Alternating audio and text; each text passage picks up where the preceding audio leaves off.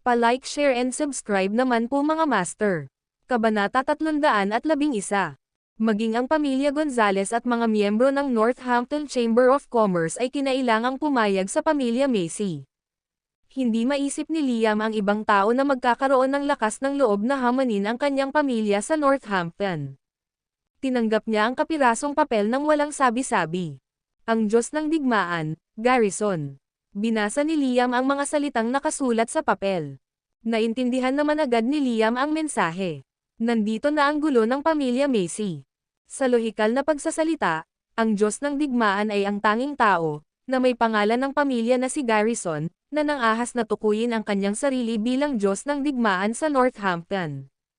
Karamihan sa mga elite sa Northampton ay alam na ang pangalan ng pamilya ng Diyos ng Digmaan ay Garrison, pagkatapos ng lahat.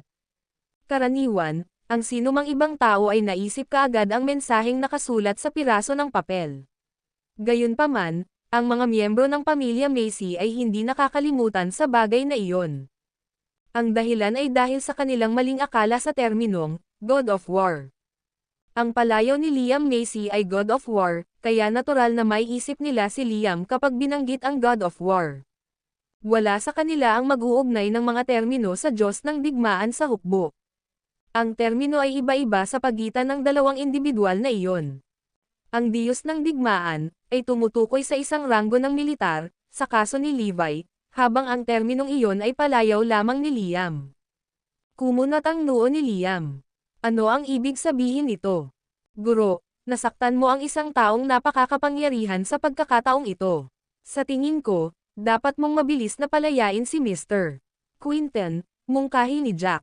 Hindi niya ibinunyag ang pagkakakilanlan ni Levi para sa kanyang makasariling dahilan.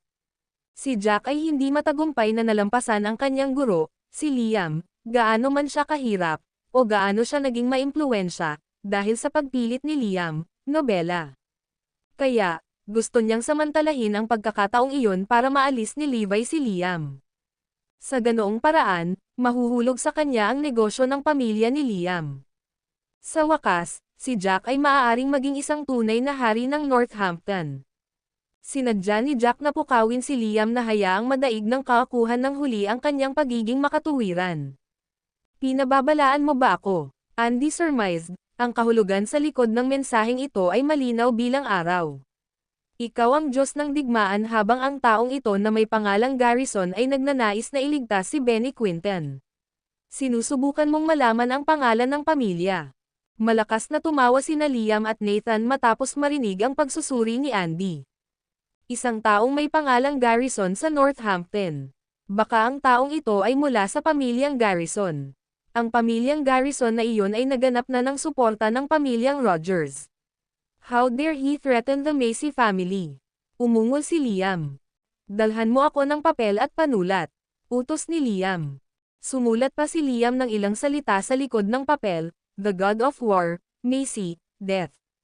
Ang kahulugan sa likod ng mensahe ay simple. Ang sinumang may lakas ng loob na suwayan ang pamilya Macy ay kailangang harapin ang kamatayan. Si Liam Macy ay kilala sa underworld, gayon din ang upper-class society sa Northampton. Ang sinumang nakakilala kay Liam, ay humingi ng tulong sa tuwing sila ay nahaharap sa problema nitong nakaraang taon. Madalas silang iniiwan ni Liam na may dalang papel. Nakasulat sa kapirasong papel ang mga salitang, The God of War, Macy. Ang ilang mga salita lamang ang kinailangan upang malutas ang lahat ng kanilang mga suliranin. Kahit sinong partido na makakita ng mensahe ay matatakot dahil ang mga salitang iyon ay tila banta na nagmumula mismo kay Liam. Walang lakas ng loob na labanan ang mga nasa ilalim ng proteksyon ni Liam. Si Jack ay umasa sa bagay na iyon, sa maraming pagkakataon, upang magtanim ng takot sa kanyang mga kaaway. Lumuhad sila sa harapan niya nang makita nilang nakaprint ang pangalan ni Liam Macy sa fan ni Jack. Ibalik ang papel na ito sa taong iyon. Ngayon na, malamig na utos ni Liam. Maging si Winston Gonzales at ang mga miyembro ng kamara ay kailangang sumuko bago ang mensaheng iyon, hindi binanggit ang isang miyembro ng pamilyang Garrison. Naiintindihan mo, guro, gagawin ko kaagad ang sinabi mo. Tinanggap ni Jack ang piraso ng papel na nanginginig ang mga kamay. Mabilis na bumalik si Jack, kay Levi. Natigilan si Levi at ang iba pa habang binabasa ang ilang salitang nakasulat sa likod ng papel. Napakamayabang niya, nakangiting sabi ni Levi. Tapos binigyan niya ng makahulugang tingin si Jack. Pakiramdam ni Jack ay nalantad ang kanyang intensyon, habang si Levi ay nakatutok sa kanya ng matalim na tingin. Anong pangahas, Liam Macy?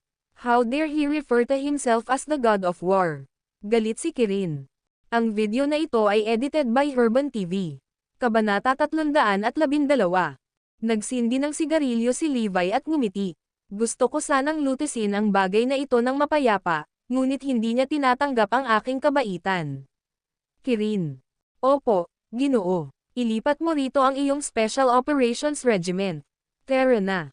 Opo, Ginoo. Isang kakaibang eksena ang naobserbahan sa mga pangunahing lansangan ng Hampton City pagkatapos. Isang convoy ng mga tank ang mabilis na tumakbo papunta sa Edward God's mansion. Maraming dumaraan ang nagtipon-tipon upang manood, ngunit hindi nila alam kung ano ang nangyayari.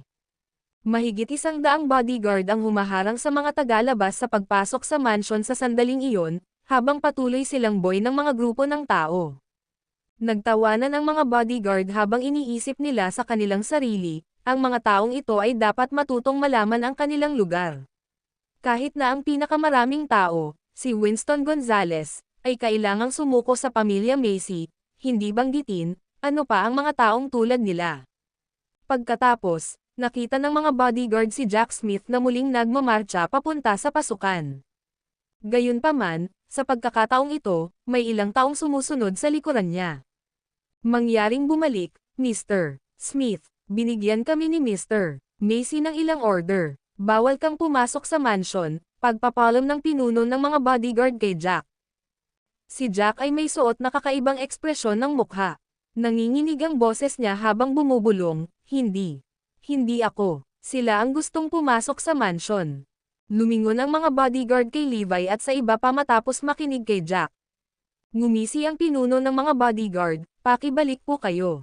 Walang sino mang pinapayagang pumasok sa bahay ng pamilya ni Macy ngayon. Tinitigan ng mga nasasakupan niya si Levi at iba pa nang may pananakot. Sinaman siya ng tingin ni Levi. Paano kung determinado akong pumasok? Kung gayon kailangan mong harapin ang kamatayan. Biglang napatingin si Kirin sa pinuno at naglabas ng baril sa baywang niya. Pagkatapos ay itinutok niya ang baril sa ulo ng huli at tinanong siya, paano ngayon? Pwede na ba tayong pumasok sa bahay? Gumapang ang pagkabalisa sa dibdib ng pinuno nang hindi niya inaasahan na bubunot ni Kirin ang kanyang sandata. Bumagsak. Ang iba sa mga bodyguard ay nag-aalala habang nakatingin kay Levi at sa iba pa na galit na galit. Ang pinuno ng mga bodyguard ay nilagyan ng isang matigas na pag-iisip. Nakangiting tugon niya, huwag kang padalos-dalos. Hindi ginagarantiyahan ng baril na ito ang pagpasok mo sa bahay ng pamilya ni Macy. Pinagtawanan ng ibang bodyguard si Kirin. Anong tanga? How dare he provoke us, at Edward God's mansion? Halatang pagod na siyang mabuhay. Pinag-uusapan natin ang tungkol sa pamilya Macy, pagkatapos ng lahat. Ang pinakamaimpluwensyang pamilya sa lungsod. Ibig sabihin bawal pa rin tayong pumasok sa lugar? Tanong ni Kirin. Siyempre, si Winston Gonzales at ang mga tao mula sa Northampton Chamber of Commerce ay nabigo rin na makapasok. Panunuya na inihayag ng pinuno. Sige, advance. Kinawian ni Kirin ang kamay niya. Biglang umalangaw-ngaw ang nakakabinging ingay mula sa kanilang likuran, lalagyan ng nobela. 20 tank ang pumasok sa paningin ng lahat at dumagundong pasulong, papunta sa pasukan. Ang lahat ng mga bodyguard ay natakot sa kanilang mga talino sa paningin ng mga tangke. Nakatitig lang sila sa eksenang tulala. Nagmamadali silang umatras habang ang mga tangke ay sumulong sa kanilang direksyon, na hindi nagpapakita ng anumang senyales ng paghinto. Sa wakas ay huminto ang mga tank nang ang mga bodyguard ay nakadikit sa dingding. Whoosh! Bumaba sa mga tangke ang isang platoon ng ganap na armadong espesyal na tropa. Nagsuot sila ng custom-made mask para matakpan ang kanilang mga mukha. Ang Special Operations Regiment na binubuo ng 300 miyembro ay nakapila sa kanilang hanay at nagmarcha patungo sa War God's mansion. Naiihi ng pinuno ng mga bodyguard ang kanyang pantalon sa takot habang si Kirin ay patuloy na nakatutok sa kanyang ulo ng baril. Akala ko isa lang siyang tanga. Pero di **** ito. Hindi ko inaasahan na nandito ang Special Operations Regiment. Totoo ba ito? Pumalakpak, pumalakpak, pumalakpak. Lahat ng bodyguards ay nakahiga sa sahig habang tinatakpan ang kanilang mga ulo gamit ang kanilang mga kamay. Walang paraan para labanan natin sila. Ipinatawag niya ang buong Special Operations Regiment. Hindi ka ba masyadong busog sa sarili mo, Liam Macy? Bakit hindi mo tinatanggap ang Diyos ng digmaan kapag siya ay nasa iyong pintuan? Ngumisi si Asher Dragon. Puff, ang tanging tao na maaaring maging titulo ng God of Northampton ay ang aking lolo. Ang iba ay walang iba kundi basura. Galit na sigaw ni Andy matapos marinig ang boses ni Asher Dragon. Itinulak niya ang pinto at umabant sa isang kahanga-hangang paraan habang siya ay gumanti. Ang video na ito ay edited by Herban TV. Kabanata 313. Itap-tap-tap. Gayunpaman, napatulala si Andy nang kunin niya ang porma sayon ng Special Operations Regiment sa labas ng bahay, dahil umalangaw-ngaw sa kanyang tainga ang tunog ng mga sundalong nagmamarcha, lalagyan ng nobela. Ito. Hindi na nakabawi si Andy sa epektong natamo niya matapos masaksihan ang mga Special Operations Regiment na nakapila sa kanyang harapan. Sisigawan na sana ng kanyang mga nasasakupan na sumusunod sa kanyang likuran ang mga taong nasa labas ng bahay nang bigla silang mapadpad sa lupa. Walang segundong nag-react ang mga tauhan niya. Sumakay ang mga sundalo sa War God's Mansion, at kinaladkad pa si Andy kasama nila. Sino mang hamarang sa kanilang daan ay hinarap at itinabi.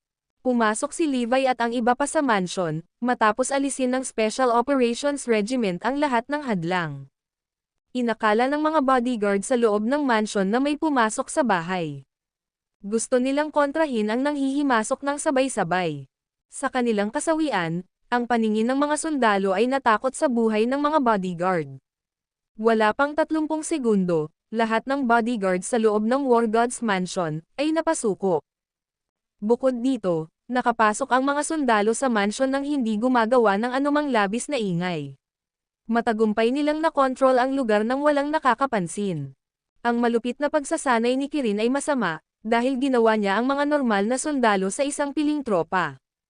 Ang mga sundalo ay pumila sa dalawang hanay mula sa pasukan ng bahay hanggang sa bulwagan ng pagpupulong pagkatapos nilang masakop ang War God's Mansion.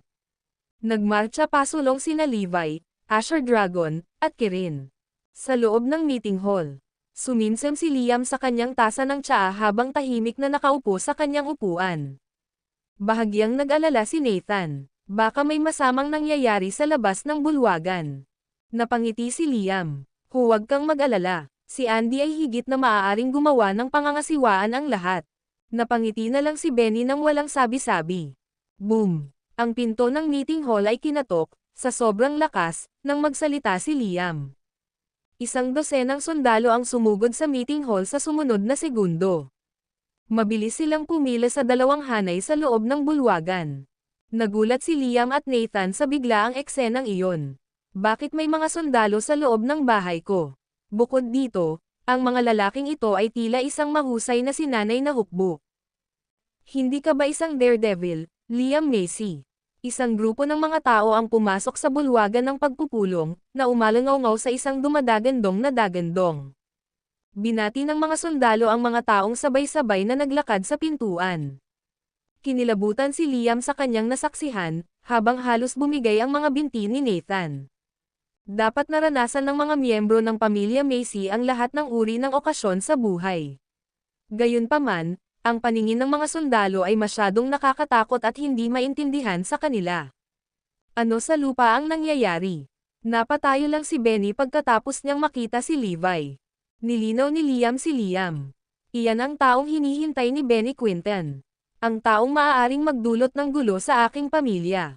Natutuwa akong ayos ka lang, Mr. Quinton. Ngumisi si Levi. Oo, hindi nila ako binigyan ng gulo, Benny relayed. Naramdaman ni Nathan ang paglabas ng kanyang lakas mula sa kanyang katawan habang ang Asher Dragon ay nakatutok sa kanya. Walang salitang lumabas kay Nathan sa sandaling iyon. Sino ang mga taong ito? Mayroon bang mga taong katulad nila sa Northampton? Bakit wala tayong narinig tungkol sa kanila? Si Liam ay isang veterano sa buhay. Nabawi niya ang kanyang katinoan at nagtanong, "Sino ka?" "Ako ang taong nagpapadala sa iyo ng note kanina," sagot ni Levi. "Ang Diyos ng digmaan, Garrison." Kumunat ang noo ni Liam. Natarante siya. "Patawarin mo ang katangahan ko. Hindi ko alam na may isang taong husay mo sa pamilyang Garrison mula sa Northampton." Si Liam at Nathan ay nahuli sa kaguluhan. "Ginoo, Macy, bakit hindi mo hayaang tumakbo ang iyong imahinasyon sa isang sandali? A god of war with the family name of Garrison who is currently staying in Northampton," paalala ni Benny kay Liam. "Isang Diyos ng digmaan na may pangalan ng pamilya ni Garrison. Hindi ko kilala ang taong ito. Diyos ng digmaan, Garrison, maghintay." Namumula ang mukha ni Liam, dahil sa gulat sa kaibuturan niya. Tumingin siya kay Levi at napabulalas ng may pagtataka, "Huwag mong sabihin sa akin na ikaw ang maalamat na Diyos ng digmaan." Ang video na ito ay edited by Herban TV. Kabanata 314. "Oo, tamang-tama ka." Napangiti si Kirin. Napabulala si Levi, "Hindi, hindi, hindi. Ikaw ang tunay na Diyos ng digmaan." Boom! Halos mahimatay si Liam sa takot, nakikinig sa komento ni Levi. "Ang Diyos ng digmaan. Ito ay isang palayaw lamang na ibinigay sa akin ng mga tao sa underworld. Ito ay ganap na naiiba sa tunay na Diyos ng digmaan. I can't believe something as melodramatic as this is actually happening today. Binalaan ako ng Diyos ng digmaan sa pamamagitan ng pagpapadala sa akin ng isang tala, ngunit ginawa ko ang pinakakatawa-tawa na bagay upang banta siya. Teka, may hindi tama. I think niloko ako ni Jack Smith." Napatingin si Liam kay Jack. Alam niyang pinag-aayos siya ng apprentice niya. Maaaring ipaliwanag sa akin ni Jack ang pagkakakilanlan ni Levi Garrison, ngunit hindi niya ginawa. Sinusubukan niyang alisin ako sa pamamagitan ng paggamit ng serbisyo ng Diyos ng digmaan. Pumalakpak. Napaluhod si Liam. "Sir, lahat ng nangyari ngayon ay misunderstanding lang. Inimbitahan ko si Mr. Quinton sa aking lugar dahil kailangan ko ng paggamot." Nagmamadaling paliwanag ni Liam. Umupo si Levi sa upuan ni Liam at nakangiting tumugon, "Okay. Isantabi natin ang usaping ito na may kinalaman kay G. Quinton. Paano natin dapat tugunan ang nangyari sa ospital?" Napatingin naman agad si Liam kay Andy. "Bilasan mo at ipatawag ang mga lalaking itinalaga mo sa ospital kanina." Lahat ng 8 lalaki ay dinala pagkatapos ng ilang sandali. Napaluhod silang lahat sa sahig sa takot. Ito ay isang hindi pagkakaunawaan lamang. "Ngayon lang kami naiinip." Nanginginig sa takot ang mga lalaki. Sinabi ni Liam pagkatapos na mapansin ang kanilang mga kondisyon, "Sir, sisiguraduhin kong matatanggap nila ang nararapat na parusa sa pananakit sa mga inosenteng tao sa pamamagitan ng pagsunod sa batas." Napangisi ang labi ni Levi. "Bueno, gusto kong harapin ang bagay na ito sa pamamagitan ng paggamit ng aking paraan ngayon dahil sa isang dahilan." "Dahilan?" Lahat ay namangha. "Natatandaan mo ba na sinaktan mo ang isang babaeng doktor?" tanong ni Levi. Nagpalitan ng tingin ang mga lalaki sa isa't isa. Ang tanging taong nag-akma sa paglalarawan ni Levi ay ang katulong ni Benny Quinton, na sinubukang pigilan silang umalis sa oras na iyon. Tumanggaw sila pagkatapos ng ilang sandali ng pagsasaalang-alang. "Oh, para malaman mo, ang taong iyon ay ang aking biyenan." Namayani ang nakakatakot na katahimikan matapos magsalita si Levi, nobela. Natigilan ang lahat. "So, tinamaan nila ang biyenan ng God of War. Saan sila nakakuha ng lakas ng loob para gawin ang bagay na iyon?" Si Liam ay basang-basa sa kaba na pawis, habang ang kanyang mukha ay namutla, pagkatapos ng isang segundo. Sa buong buhay niya, hindi siya naging mas takot. Sa wakas ay naunawaan ni Liam at Nathan kung gaano nila pinalaki si Andy, sa pamamagitan ng patuloy na pagbuhos sa kanya ng pagmamahal, pagtupad sa bawat hiling niya. Lumaki si Andy na naging isang mayabang, makasarili na brat na gagawin ang lahat ayon sa gusto niya. Ngayon kailangan nilang pagdusahan ang mga kahihinatnan ng kanilang masamang pagiging magulang. Si Andy, na basang-basa sa malamig na pawis, ay nagsisi rin sa kanyang desisyon, dahil sa hindi sinasadyang pananakit sa biyenan ng God of War. "Sino ang tumama sa kanya?" tanong ni Levi. Lahat ng 8 lalaki, nakahiga sa sahig, nanginginig. Walang sino man sa kanila ang nang-ahas na aminin ang kanilang mga kasalanan. So, hindi ka nagko-confess. Muling narinig ang boses ni Levi. Umatras ang iba pang mga lalaki para ilantad ang salarin. Nanginginig sa takot ang salarin na si Tig. Sinaktan mo ba ang biyenan ko? Tanong ni Levi sa kanya. Gusto siyang sagutin ni Tig, ngunit hindi siya makapagbitaw ng kahit isang salita. Bam! Sinipal ni Levi si Tig sa kanyang mukha habang ang huli ay lumipad ng ilang metro sa tapat ng bulwagan. Muling kinaladkad si Tig sa paanan ni Levi. Sampal. Malakas na sinampal ni Levi ang mukha ni Tig at pinalipad muli sa kwarto. Pagkatapos, kinaladkad siya para harapin muli ang galit ni Levi.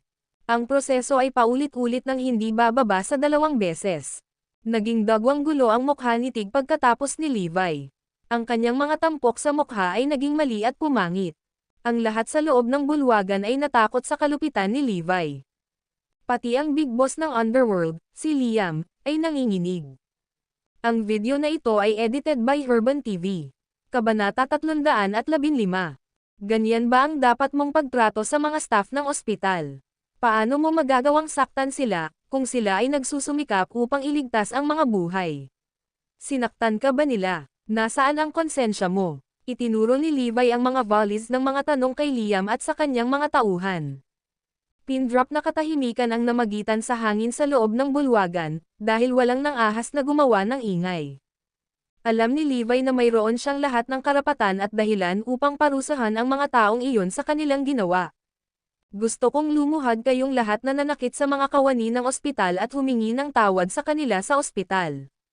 Pagkatapos, babayaran mo sila ng buo, para sa pinsalang ginawa mo. Tanong ni Levi. Sige, gagawin ko ang mga pagsasaayos. Sagot ni Liam. Napatingin si Levi kay Liam. Magretiro na ang pamilya Macy mula ngayon. Boom! Ang anunsyo na iyon ay isang bolt mula sa asol sa buong pamilya Macy. Natukoy ni Levi ang kapalaran ng pamilya Macy sa isang utos. Ang pamilya Macy ay titigil sa pag-iral sa underworld mula sa sandaling iyon. Maaaring walang pahintulot si Jesse Nielsen bawiin ang impluwensya ng pamilya Macy, ngunit kaya ni Levi. Hindi. Si Andy at Nathan ay mukhang malungkot. Nais nilang mamana ang pagmamay-ari ng pamilya Macy, na namumuno sa underworld ng Northampton sa hinaharap. Ang utos ni Levi ay sum-ire sa kanilang mga pangarap. Si Liam naman ay kalmado at nakolekta. Tinanggap niya ang kapalaran ng pamilya ng walang anumang oras. Sa kanyang palagay, isa ng biyaya para sa kanila ang manatiling buhay, pagkatapos ng pangyayaring iyon. Gayunpaman, alam niyang malapit nang puntiryahin sila ng mga kaaway ng pamilya Macy pagkatapos nilang mawala ang kanilang katayuan. Kaya, ang mga pagkakataon para sa kanila na mabuhay ay magiging maliit. Tunay na dumating ang krisis ng pamilya Macy. Sa sandaling iyon, si Jack Smith, na nagtatago sa gitna ng karamihan, ay ngumisi. Ang lahat ay nagpapatuloy tulad ng aking pinlano. Inalis ni Levi Garrison si Liam Macy gaya ng inaasahan ko. Sa wakas ay maaari na akong maging pinakamakapangyarihang tao sa underworld ng Northampton. Hehe. Gayunpaman, lumingon si Levi kay Jack, habang ang ngisi ay sumilay sa kanyang mukha. Huwag mong isipin na hindi ko alam ang plano mo, Jack Smith. Magre-retiro ka na kasama ng pamilya Macy. Nawala ang ngiti sa mukha ni Jack, matapos pakinggan si Levi. Tinitigan niya si Levi na parang hindi makapaniwala. Paano ito mangyayari? Sa kanyang kamalasan, hindi tumigil doon si Levi. Inalis niya ang lahat ng puwersa ng underworld sa Northampton noong araw na iyon. Ang balitang iyon ay ikinagulat ng lahat sa buong Quebec. Sa huli, bumalik si Benny sa ospital nang hindi nasaktan. Ang mga nagkasala ay lumuhad sa harap ng ospital upang ipahayag ang kanilang pagsisisi, na binayaran ang mga kawani ng ospital ng malaking halaga ng pera. Hindi nagtagal, lahat sila ay pinigil. Gayunpaman, ang pinakamahalagang resulta ng nangyaring iyon ay ang pagbagsak ni Liam Macy. Gayunpaman, ang dahilan sa likod ng kanyang pagbagsak ay isang sikreto.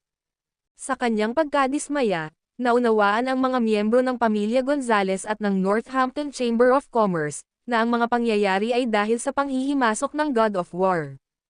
Talagang nasaktan ni Liam Macy ang isang taong hindi niya dapat gawin. Nanatili si Caitlyn sa bahay upang mapagaling niyang maranasan ang matinding pinsalang iyon. Gumaan ang pakiramdam niya matapos malaman ang pagpayag ng mga nagkasala na magbayad at humingi ng tawad. Lumingon si Caitlyn kay Levi at Aaron na nakaupo sa tabi ng kanyang kama. Then she muttered coldly, "Kayong dalawa ay mga lalaking walang gulugod. Walang maglalakas loob na ay bully ako kung may kakayahan ka." Alam ni Levi na ang kanyang biyenan ay naglalabas lamang ng kanyang galit. "Hindi ko akalain na may mga magnanakaw na maglalakas loob na pumasok sa ospital, hahampasin ang mga inosenteng dumadaan, kahit na ang aking katayuan bilang Diyos ng digmaan." Inayos ni Levi ang kanilang bodyguard para protektahan si Benny sa lahat ng oras, pagkatapos ng insidenteng iyon. Ayaw na niyang ipagsapalaran ang kaligtasan ni Benny. Nananatiling normal ang mga bagay, habang nagpapatuloy ang buhay pagkatapos. Hindi nagtagal, isang araw, nakatanggap si Iris ng isang balita. Nagkaroon ng problema sa produkto ng Morris Group. Ang kanilang medikal na kagamitan ay naging sanhi ng pagkamatay ng isang pasyente, habang ang pasyente ay tumatanggap ng paggamot sa isang klinikal na setting. Inimbestigahan na ng mga awtoridad ang isyu at natukoy na ang apparatus ang dahilan ng biglaang pagkamatay. Ang mga medikal na device ng Morris Group ay itinuring na may sira. Imposible yan. Ang lahat ng aming mga produkto ay sumailalim sa mahigpit na mga pagsusuri sa kontrol sa kalidad. Hindi dapat magkaroon ng ganoong isyu. Nagulat si Isaiah, nobela. Bumantong hininga si Iris, baka may nagtatangkang iframe tayo. Hindi nakakagulat na tayo ay matarget ng mga kakompetensya sa negosyo dahil ang ating mga produkto ay nagmomonopolyo sa merkado. Gayunpaman, ito ay labis upang maging sanhi ng pagkamatay ng isang tao. Ang video na ito ay edited by Urban TV. Kabanata 316. Ang usapin ay kumalat sa publiko bago pa magkaroon ng panahon si Iris na itago ang balita. Ang mga publisher ng media at pahayagan ay mabilis na nagulat ng pagkakamali ng Morris Group bilang isang paksa ng headline, ang mga kagamitang medikal na inendorso ng pambansang kayamanan, si Benny Quinten, ay itinuring na may depekto. Ang paggamit ng mga medikal na aparato sa isang clinical na setting ay nagresulta sa pagkamatay ng isang pasyente. Lalagyan ng nobela. Ang balitang iyon ay naging instant sensation na kumalat sa buong Erodia. Ang appointment ni Benny bilang ambassador ng Morris Group ay nagpalakas ng reputasyon at benta ng Morris Group sa tuktok ng larangan ng negosyo. Ang halaga ng merkado ng kumpanya ay tumaas din ng husto. Ang exponential growth ng Morris Group ay naglimita sa kontrol ng Northampton Chamber of Commerce sa merkado. Sa hindi inaasahan, isang sakuna ang naganap pagkatapos lamang ng ilang araw ng tagumpay. Ang pagkamatay ng isang pasyente ay bawal sa larangan ng medisina. Sa kasamaang palad, kailangang harapin ng Morris Group ang mahirap na kalagayan. Sayang 8 ng umaga, ang Kagawaran ng Negosyo at Pamamahala ng Quebec, Kagawaran ng Kaligtasan sa Trabaho, Asosasyon ng mga Mamimili, Kagawaran ng Komersyo, Pagtitiyak ng Kalidad ng Kagawaran ng mga Produktong Komersyal, at Departamento ng Pulisya ng Estado ay nagsanib na puwersa upang imbestigahan ang bagay na iyon. Itinigil nila ang produksyon at operasyon ng pabrika ng Morris Group ng sabay-sabay. Lahat ng 6 na departamento ay nagtalaga ng isang espesyal na task force sa Morris Group, pansamantalang sinuspinde ang lisensya ng negosyo ng Morris Group. Ang buong organisasyon na tumatakbo ng maayos noon ay bumagsak, bigla. Si Iris at ang iba pang mga executive ay nag-uusap ng mga paraan upang harapin ang isyu sa isang grupo ng mga tao at nagmarcha papunta sa meeting room. Pilit na itinulak ang pinto ng meeting room. "Maaari ko bang makipagkita sa taong namamahala sa lugar na ito? Kami ay mula sa espesyal na task force na itinatag ng 6 na pangunahing departamento sa Quebec. Kami ay may tungkulin sa pagsisiyasat ng malubhang pagkakamali na natagpuan sa mga produkto ng iyong kumpanya." Ang lalaking namumuno sa grupo ng mga tao ay si Keith York, ang Deputy Director ng Quebec Police Department. Binansagan siyang Justice Keith, para sa kanyang matuwid na pagkatao. Walang inaasahan na magtatag ng isang espesyal na task force na may tanging layunin ng paghawak sa bagay na iyon. Kaya, malinaw na makita ang epekto ng depekto sa medikal na kagamitan ng Morris Group. Natatakot na tumayo si Iris at nagpaliwanag, "Ako ang Vice President ng Morris Group, si Iris Annabel.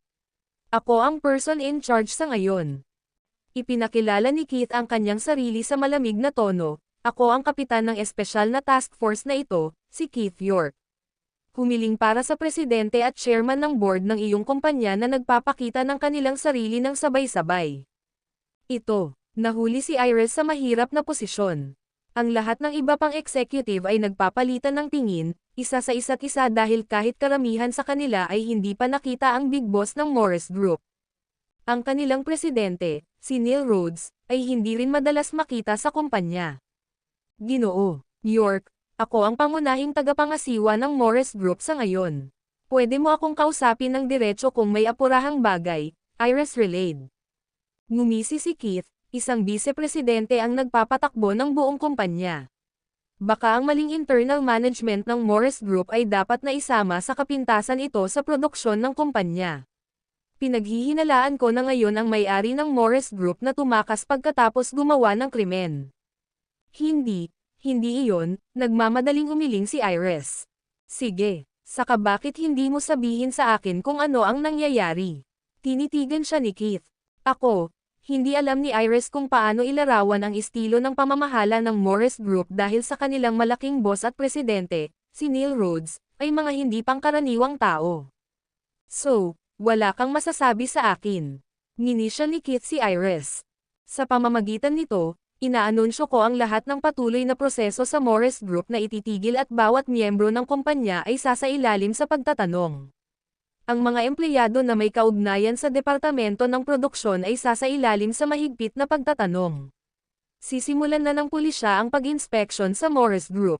Ang sinumang sangkot sa nakamamatay na insidenteng ito ay mapaparusahan ng husto. Lahat ng miyembro ng upper management ng kumpanya ay nabalisa matapos marinig ang pagsasalita ni Keith. Kung mapapatunayan ng pulisya ang kapabayaan ng Morris Group sa paggamit nito, sasagutin ng kumpanya ang pagbagsak nito, at tayong lahat, mga executive, ay tiyak na mahaharap sa oras sa bilangguan. Ipinagtanggol ni Iris at ng kanyang mga kasamahan ang kanilang sarili, "Sana matuklasan mo ang katotohanan, Mr. York. Wala talagang mali sa aming mga produkto. Nakatanggap pa kami ng maraming sertipikasyon mula sa Quality Control Department. Bukod dito, mayroon pa kaming Mr. Quinton upang matiyak ang kalidad ng aming mga produkto. Siguradong may isang tao dyan na nagtatangkang i-frame tayo." Ang video na ito ay edited by Herban TV. Kabanata 317. Ganoon ba? Ngunit masisiguro mo ba ang kalidad ng bawat item na ginawa ng iyong kumpanya? Mula sa aking narinig, ang Morris Group ay nagmamadali sa pag-usad ng produksyon kamakailan lamang.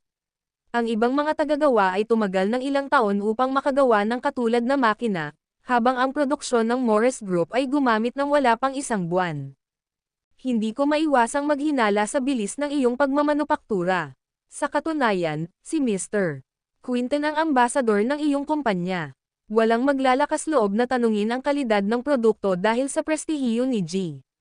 Quinton. Kung ganoon, minanipyala mo ba ang kanyang marangal na reputasyon para malampasan ang mga proseso ng pagkontrol sa kalidad? Natahimik si Iris, dahil hindi niya mapabulaanan ang hinala ni Keith. Sa sandaling iyon, dumating din ang mga tao mula sa Northampton Commercial Crime Investigation Section. "Sino ang person in charge dito? Nakatanggap kami ng hindi kilalang ulat na kinopya ng Morris Group ang pangunahing teknolohiya ng Northampton Chamber of Commerce. Natuklasan namin na ang ulat na ito ay totoo, pagkatapos ng isang serye ng mga pagsisiyasat. Ang mga produkto ng Morris Group ay halos magkapareho sa Chambers, ngunit ang Chamber ay gumagawa ng mga ito sa loob ng maraming taon." Boom! Natigilan ang lahat matapos marinig ang maling akusasyon. Ang Northampton Chamber of Commerce ay nagsampa ng reklamo laban sa Morris Group para sa plagiarism noong sila ay gumawa ng krimen. Napangiti si Keith matapos marinig ang pahayag na iyon. "No wonder may error sa medical apparatus. Na-plagiarize mo ang pangunahing teknolohiya mula sa ibang pinagmulan ngunit gumawa ka ng mga produkto na may parehong kalidad." "Oo, ganun dapat. Dapat may depekto ang medical apparatus dahil dyan." Tinuya ng mga miyembro ng Special Task Force si Iris at ang kanyang mga kasamahan. Ang lahat ng media ay nagsimulang mag-publish ng mga balita na may kaugnayan sa paksang iyon, Napatunayan ng mga pagbibigay ng Morris Group na plagiarized ang pangunahing teknolohiya ng Northampton Chamber of Commerce. Plagiarism ang pangunahing sanhi ng nakamamatay na insidente. Binahan ng mga netizens ang internet ng mga galit na komento matapos kumalat ang balita sa publiko. Bumagsak ang market value ng Morris Group. Isang malaking krisis ang nangyari sa kumpanya, dahil nahaharap sila sa panganib ng pagkabangkarote, nobela. Hindi iyon ang buong lawak ng epekto ng pangyayaring iyon, dahil kahit si Benny ay kinaladkad sa gulo. Ang kanilang media source ay naglabas ng impormasyon tungkol kay Benny na tumatanggap ng malaking halaga ng ambassador fees mula sa Morris Group. Tinatansya nila ang kabuuan na malapit sa 300 milyon. Sinaway ng media si Benny dahil sa kanyang kawalan ng kakayahan at hindi etikal na personalidad, upang matiyak ang kalidad ng mga produkto ng Morris Group kahit na alam niya ang mababang kalidad ng mga produkto. Tinukoy pa ng ilan si Benny bilang isang ipokrito. Samantala, ang problema ng Morris Group ay nagpatuloy sa snowball. Dumating ang mga pulis matapos ipatawag ni Keith, Iris Annabel, Isaiah Wade. Karamihan sa mga executive ng Morris Group ay dinala ng pulisya. Ang kalubhaan ng pangyayaring iyon ay kasing linaw ng araw. Sa sandaling iyon, sa City First Hospital, si Benny ay gumagamot sa mga pasyenteng gaya ng dati sa klinika, habang si Caitlin ay tinulungan siya bilang kanyang katulong. Sa sandaling iyon, nagkaroon ng kaguluhan sa hallway. Ano ang nangyayari? Kumunat ang noo ni Benny. Hindi siya natakot para sa kanyang kaligtasan, dahil nag-ayos si Levi ng mga bihasang bodyguard para protektahan siya. Mabilis na pumasok sa opisina ang ilang miyembro ng pamilya ng mga pasyente. Isa kang hindi etikal na doktor, Benny Quinten. Paano ka mabubuhay ng hindi etikal na buhay? Paano mo gugugol ang 300 milyon ng walang anumang pagkakasala o pagsisisi? Hindi ka ba naawa sa pagpatay sa iyong mga pasyente? Tinuro nila si Benny at pinagalitan. Hayop ka, Benny Quinten. Ikaw ang pinakamahusay na doktor sa Erudia. Tama iyan. Hindi karapat-dapat na magsuot ng puting Amerikana.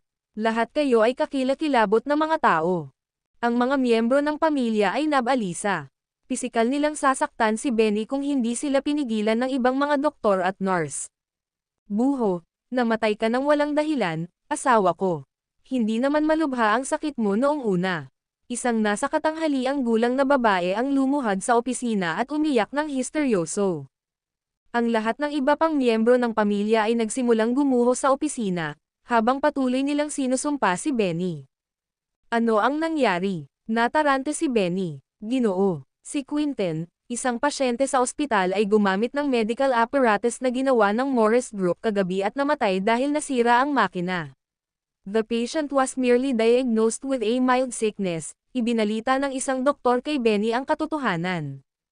Boom! Napasubsob si Benny sa leather seat matapos niyang pakinggan ang paliwanag ng doktor. Ang video na ito ay edited by Herban TV. Kabanata 318. Pati si Caitlin na nakatayo sa gilid ay namutla. May patay na. Ito ay isang malaking problema. Tiniyak ni G. Quinten sa publiko ang kalidad ng produkto, pagkatapos ng lahat. Ita-target niya ang lahat bago ang Morris Group kung may mali sa medical apparatus. Paano ito posible? Hindi makapaniwala si Benny sa mga pangyayari. Pagkatapos ng lahat, nasubok at nasuri niya ang medikal na kagamitan sa kanyang mga gamit.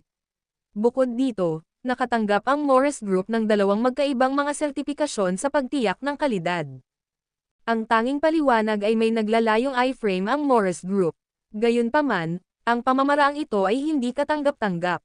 Sila ang naging sanhi ng pagkamatay ng isang tao. Hinampas ni Benny ang kanyang kamay sa ibabaw ng mesa. Ako, si Benny Quinten, ang hahawak sa bagay na ito. Sabi niya kay Caitlin na nagpaalam sa ospital na magsagawa ng press conference para sa kanya. Dumalo si Benny sa press conference na ginanap, hindi nagtagal. Simple lang ang kanyang mensahe sa publiko.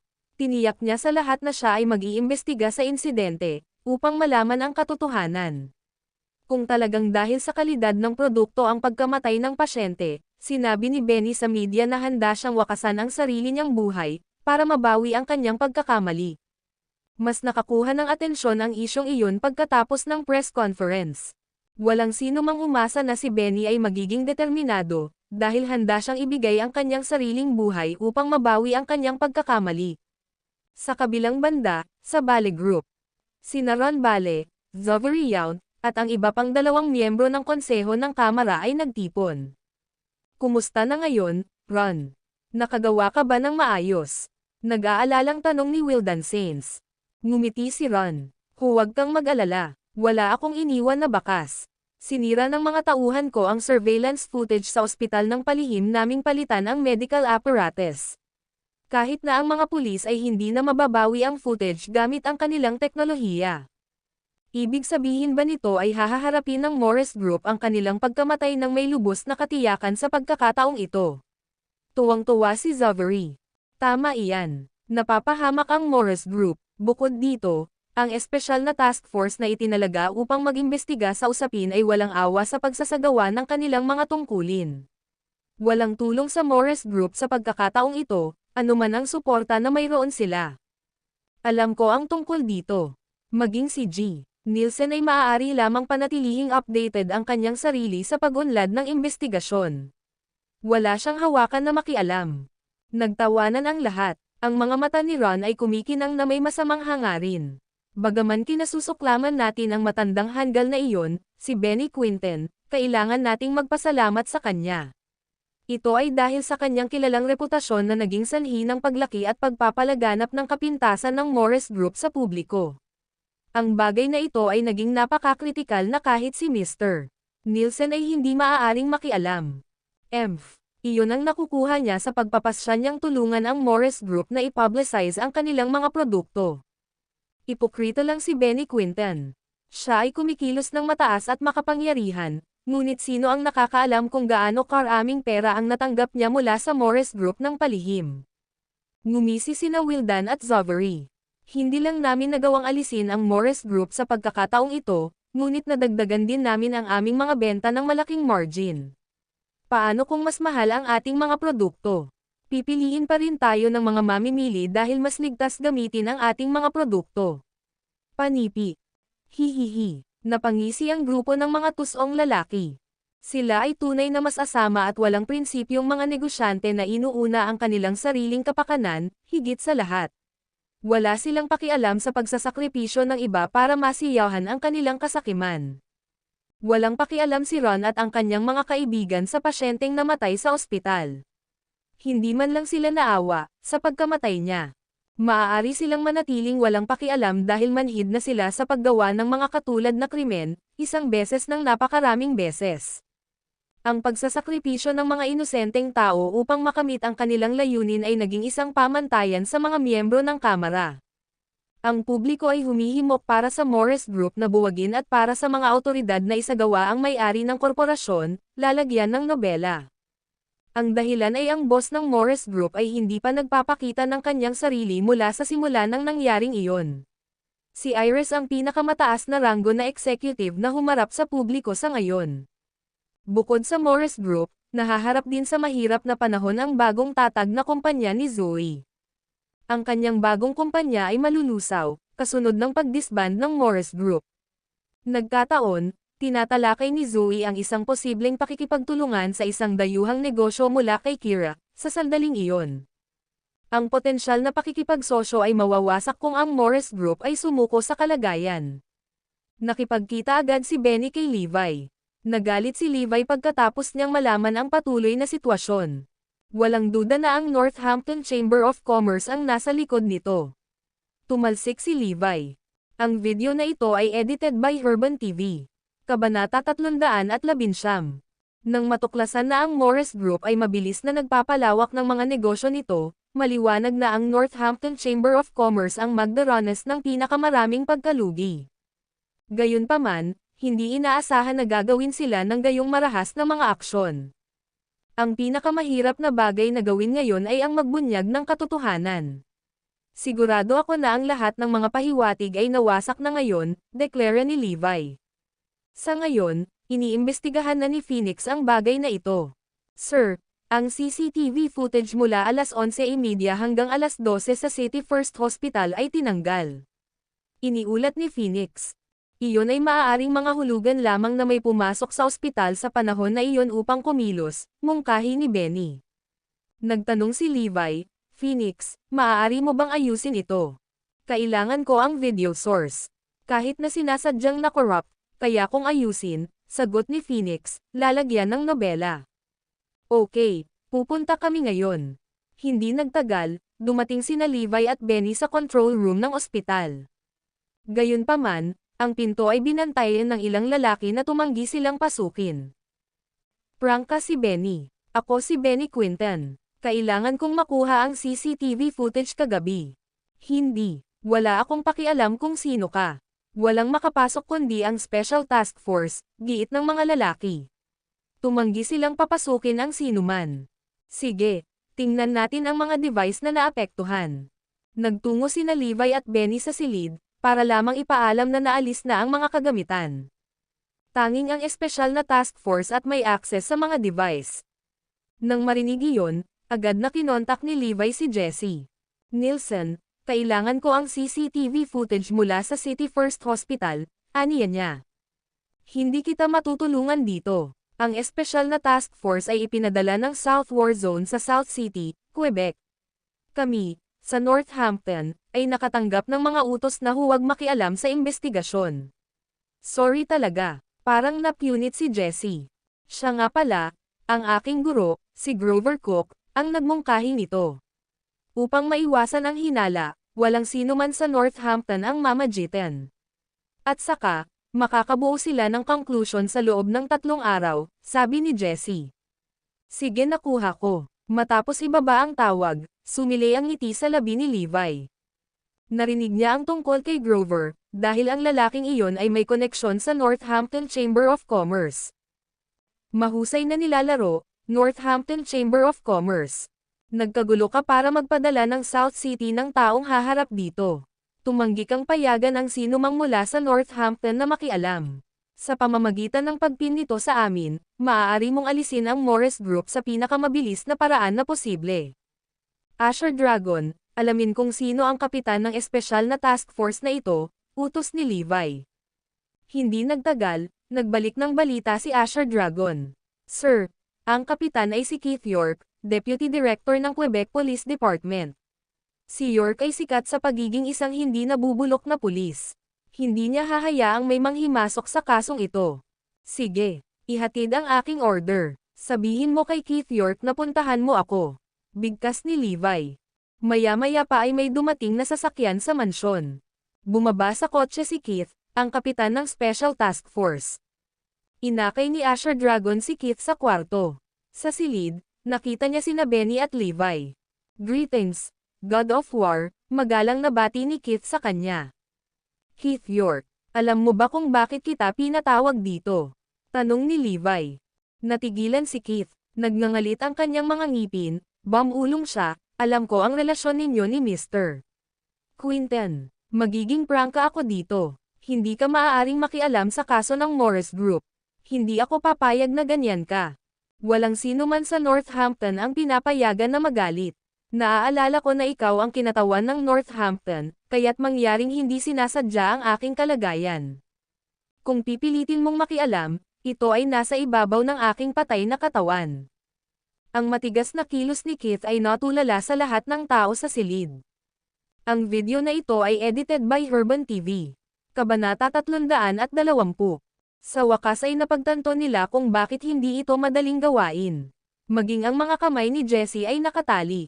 Tanong ni Levi, Mr. York, kumusta ang investigasyon mo? Mayroon lang tayong 3 araw na oras para ayusin ang kasong ito. Mula sa ebidensyang nakalap namin, ang mga produkto ng Morris Group ay may mababang kalidad. Halos sigurado kami na iyon ang problema ng Morris Group. Kaya, huhulihin natin ang mga sangkot at ititigil ang produksyon ng mga kaugnay na produkto, paliwanag ni Keith.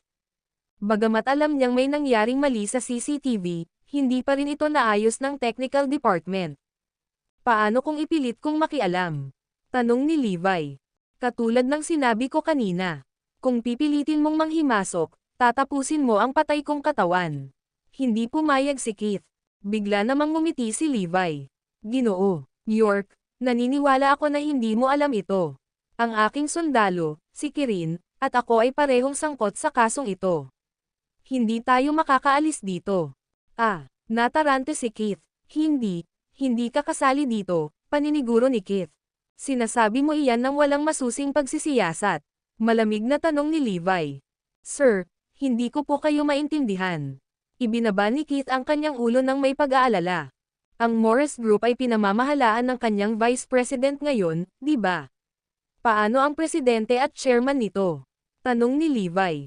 Agad namang bumulong si Keith, inimbestigahan pa yan.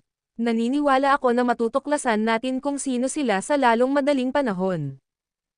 Hindi na kailangan. Si Kirin ang presidente, at ako ang chairman, pagsisiwalat ni Levi. Boom! Parang tinamaan ng kulog si Keith, habang gulat na titig kay Levi. Agad siyang natauhan. Kung hindi dahil kay Levi, bakit darating si Benny Quinten sa Northampton at ipopromote ang mga produkto?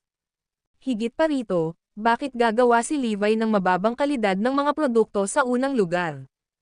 May nag-frame ng Morris Group. Huli niyang napagtanto ang nangyayari. Payagan ang aking mga tauhan na tumulong sa iyong pagsisiyasat, utos ni Levi. Nakuha ko. Sumang-ayon naman si Keith. Hindi nagtagal, ipinadala sa Phoenix ang sirang pinagmulan ng video. Sina Levi, Benny, at ang iba pa ay pumunta upang tingnan ang mga apektadong device mismo. Pagkatapos suriin ang mga aparato, isang ngiti ang lumitaw sa mga labi ni Levi. Ginoo, York, ang mga iba ito ay hindi kabilang sa Morris Group. Natigilan si Keith at ang mga tauhan niya.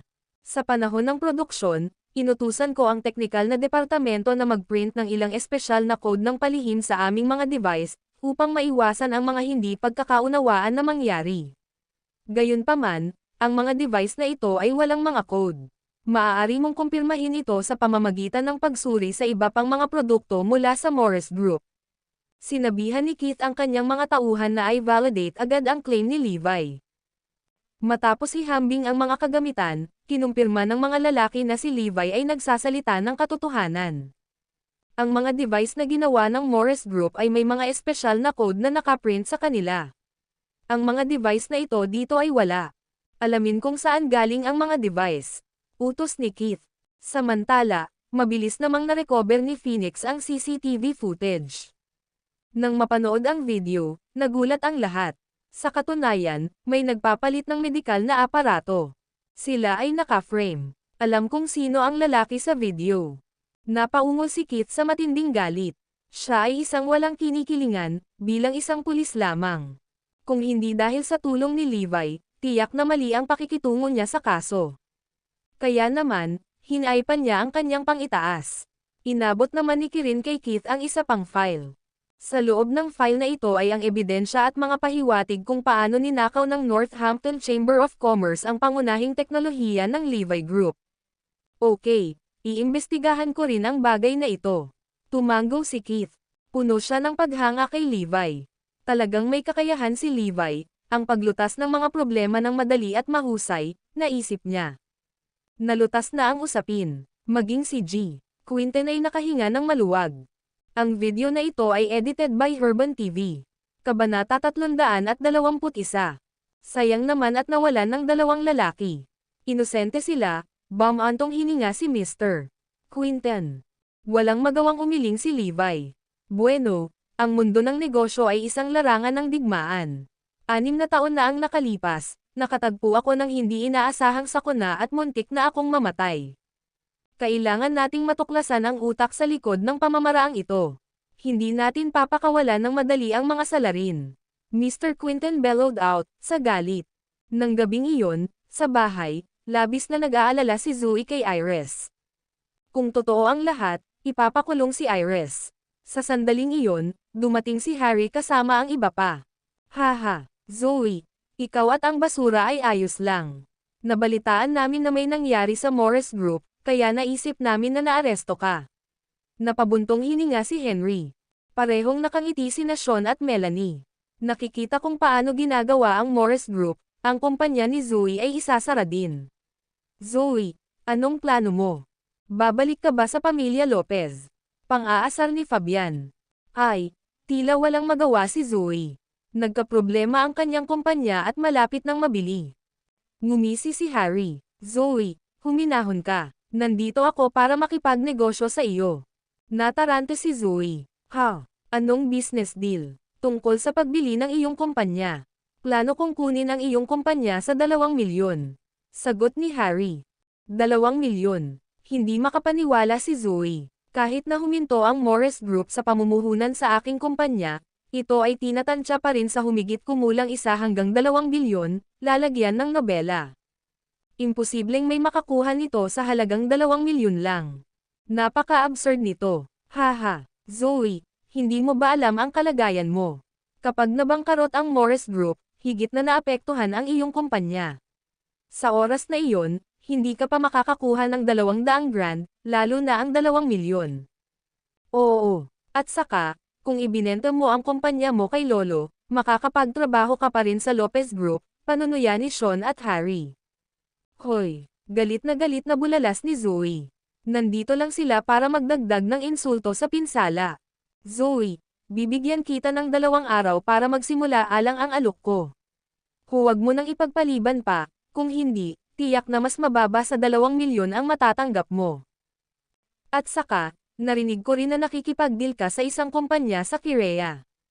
Hayaan mo akong hawakan iyon, okay? Malamig na alok ni Harry. Pagkaalis ng pamilya Lopez, inaliw ni Levi si Zoe. Huwag kang mag-alala, honey. Lahat ay magiging maayos. 3 araw ang lumipas sa isang iglap, at ang Special Task Force ay malapit nang ipahayag ang resulta ng kanilang investigasyon kinabukasan. Nang gabi ring iyon, nagdiwang sa club sina Ron, Zovery, at Wildan. Haha, narinig ko na tumanggi si Keith na payagan ang sino mang makakita ng ebidensya, tumawa si Ron. Oo, si Keith ay isang hindi nabubulok na pulis. Hindi siya papayag na may manghimasok sa desisyon niya. Hintayin na lang natin na i-announce ang resulta bukas. Sa sandaling iyon, pagmamay-ari na natin ang Morris Group at ang kanilang na-upgrade na teknolohiya. Hahaha, tuwang-tuwa si Zovery na kakanta na sana siya ng malakas. Niyakap niya ang mga balikat ni Wildan at nagsimulang kumanta kasama niya. Bang! Maya-maya, may sumipa sa pinto ng VIP room nila. Mahigit 100 ng pulis ang sumugod sa silid.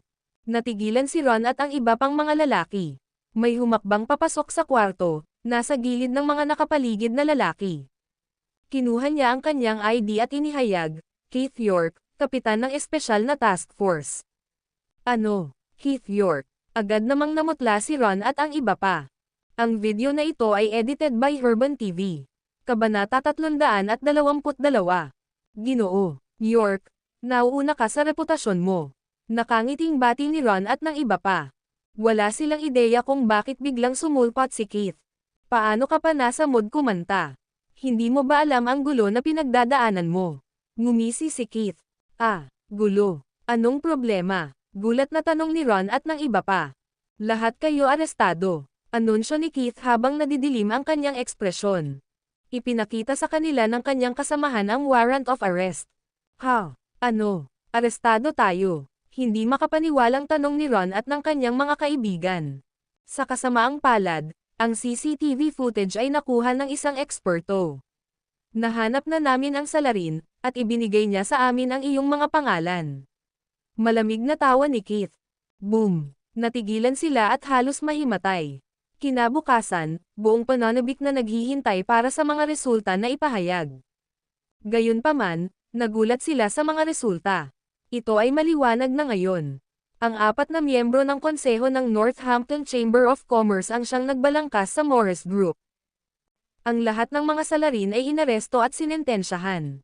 Napatunayan ang pagiging inosente ng Morris Group, at natuwa ang lahat tungkol dito.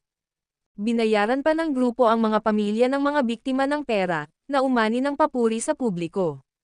Natuwa si Benny kung paano nalutas ang usapin. Hinangaan niya kung paano hinarap ni Levi ang bagay na iyon. Napahanga siya sa kanyang ugali. Napatulala ang pamilya Lopez. Nais nilang bilhin ang bagong kumpanya ni Zoe sa halagang 2 milyon, ngunit ang Morris Group ay lumabas na hindi nasaktan sa huli. Pagkatapos ng insidenteng iyon, maraming ospital ang naglabas ng mga resulta ng kanilang mga klinikal na pagsubok tungkol sa mga medikal na kagamitan ng Morris Group. Sa conclusion, ang mga device ay may natitirang kalidad at gumanap ng mas mahusay kaysa sa mga nakaraang bersyon ng device. Hindi nagtagal, nagpatuloy ang negosyo ng Morris Group sa regular nitong aktibidad. Sa pagkakataong ito, ang Northampton Chamber of Commerce ay dumanas ng matinding pagkalugi. Bumaba ng hindi bababa sa 10 bilyon ang kanilang market value. Ang apat na marangal na pamilya ay walang nagawa kundi ang manood, habang dumarami ang kanilang pagkalugi. Ang tanging pag-asa nila ay ang Diyos ng digmaan, lalagyan ng nobela. Malapit nang mangyari ang seremonya ng appointment ng Commander-in-Chief ng Northampton Warzone. Malapit na umanong dumating sa Northampton ang Commander-in-Chief na si Percy Covington. Excited si Eric at ang iba pa. Maging ang pamilya Gonzales, na siyang pinakamasayang pamilya sa paligid, ay sabik na dumating ang araw na iyon. Samantala, si Andy ay nagdala ng magandang balita sa pamilya Gonzales. Pinayagan si Una at ang kanyang mga pinsan na sumali sa seremonya. Siyempre natuwa sila nang malaman nila ang balita. Ang mga binibini at mga ginoon ng mas nauri ng lipunan ay sineseryoso ang mga kaganapang tulad nito. Sa kanila, ito ay isang magandang pagkakataon para sa itaas ang kanilang katayuan sa lipunan at ipagmalaki kung paano sila naimbitahan sa gaganaping event. Haha, ngayong hangin na ang Northampton Chamber of Commerce, kailangan ko na lang ibutlak ang God of War para makontrol ito, maaga o huli, anunsyo ni Winston, lubos na natutuwa. Sir, isang Mr. Park Gukchang mula sa Capay Corporation sa Kirea ay narito para makita ka. Dumating ang kasambahay para ipaalam kay Winston. Sige, papasukin mo siya. Maraming pakikipagsosyo si Winston sa mga kumpanya sa Kirea, at ang Capay Corporation ay isang bagay na itinuring niyang walang halaga. Gayunpaman, maganda ang kanyang kalooban ngayon, kaya pumayag siyang makita ang lalaki. Hindi nagtagal, pumasok si Park Gukchang sa bulwagan. Simple lang naman ang hiling niya. Ipapaunlad niya ang kanyang negosyo sa Northampton, kaya napunta siya upang kunin ang pabor ni Winston. Ang pinakakagiliw-giliw na bagay ay ang Park Gukchang Capay Corporation ay ang kumpanya mula sa Kirea kung saan makikipagtulungan si Zoe. Manam, kilala ko ang teacher mo. Bibigyan kita ng tulong, kung saan man ito kailangan. Sa kasunduan ni Winston, tuwang-tuwa si Park Gukchang. Nangangahulugan ang pangako ng pinakamayamang tao na makakamit niya ang matatag na posisyon sa Northampton. Kinabukasan, nasa opisina niya si Levi nang matanggap niya ang tawag ni Zoe. Levi, nasa kalagitnaan ako ng diskusyon. Kailangan ni Abigail ng kanilang data ng negosyo para sa kanyang internship. Pwede mo bang tulungan akong ihatid ito sa kanya? Tanong ni Zoe. Ang video na ito ay edited by Herban TV. Kabanata 323. Kasalukuyan niyang tinatalakay ang pakikipagtulungan sa Capay Corporation mula sa Kirea. Okay, ipapadala ko sa kanya. Matapos matanggap ang data, nagtungo si Levi sa Universidad ng Northampton. Ang tagal niyang mahanap si Abigail. Ibinigay ni Levi ang file kay Abigail at aalis na sana nang pigilan siya nito. Levi, hindi ka pa nagla-lunch diba? Tanong ni Abigail. Siyempre, I came to deliver the file to you, sagot ni Levi. Halika, ibibili kita ng pagkain. Sa kantin tayo kakain. Napatingin si Abigail kay Levi nang may pag-asa. Ramdam ni Levi ang pag-ungol ng kanyang tiyan nang marinig ang mungkahi ni Abigail. Ilang taon na siyang hindi nakakain sa kanyang alma mater. Sige, punta na tayo sa kantin. Tara na. Hinawakan ni Abigail ang braso ni Levi habang naglalakad sila sa campus. Hindi na masyadong iniisip ni Levi, ganoon din ang ginagawa niya noon kapag sinasamahan sila ni Zoe. Bata pa lang ang tingin niya sa kanya. Gayunpaman, hindi ganoon ang iniisip ng ibang mga estudyante. Sikat si Abigail sa universidad dahil maganda siya. Siya ay walang asawa mula noong siya ay dumating, at maraming estudyante ang nag-uusisa kung kailan siya magkaka-boyfriend. Ngayon, isang hindi pangkaraniwang senaryo ang lumitaw sa kanilang mga mata. Ang magandang Abigail ay nakahawak sa braso ng isang lalaki sa publiko. Lahat ng nakasaksi noon ay natigilan. Siguradong nakakagulat na balita iyon. Kahit na mukhang mas matanda sa kanya ang lalaki, magaling siya sa lahat ng bagay. Sabay-sabay, natitiyak ng lahat na siya ang nobyo ni Abigail.